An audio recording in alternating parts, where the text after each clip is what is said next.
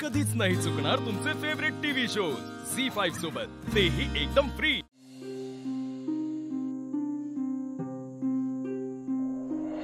एक लक्षात घे, मला हवं ते साध्य करण्यासाठी माझ्या मुलाला किडनॅप केलं होतं। गोडाऊन कोणी जाळलं होतं? मी जाळलं होतं। तू आणि तुझा बाप मरता मरता वाचलाय। मी आता यापुढे ना घरच्यांना कधी काय करेल ना तुला सुद्धा कळणार नाही, आणि नीरज तुला वाचवू शकणार नाही।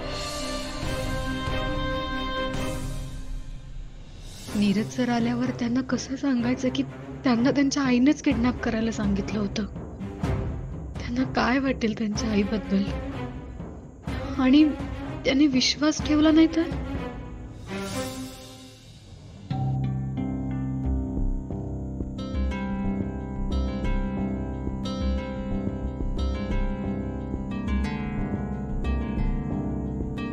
निशी,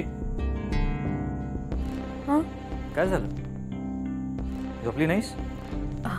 नाही, मी तुमच्यासाठी काही खायला करू का? आलेच। निशी, काय झालंय? काही नाही झालंय। घरच्यांची आठवण येते का तुला? चल त्यांना भेटून येऊयात आपण। नाही नाही, नको। आईची आठवण येते? बरेच दिवस त्या इथे नव्हत्या ना, आईला भेटायचंय का? नाही सर, नको। काय झालंय? का उदास आहेस तू?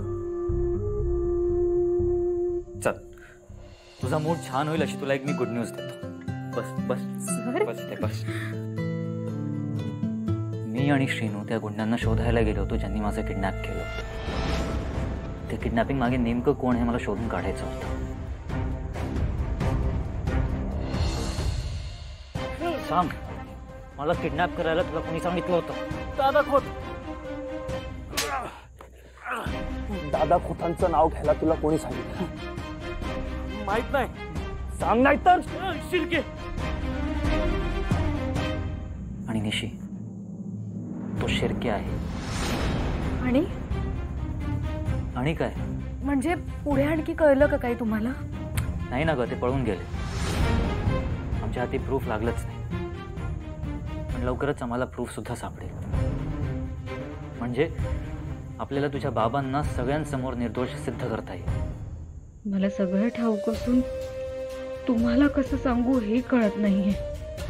माझ्याकडे सुद्धा पुरावा नाहीये सर। चल, खूप जागरण झालं, आता आपण झोपूया। मला पण उद्या कॉलेजला जायचंय। मॉम फायनली माझ्या बॅडमिंटनला घेऊन खुश आहे, आणि त्यात तू घरी असल्यामुळे अधिकच खुश आहे। चल, मी अंथरूण घालायला तुझी हेल्प करतो। आलोच मी, 1 मिनिट। झी5 ॲप डाउनलोड करा आणि पहा सर्व एपिसोड्स एकदम फ्री।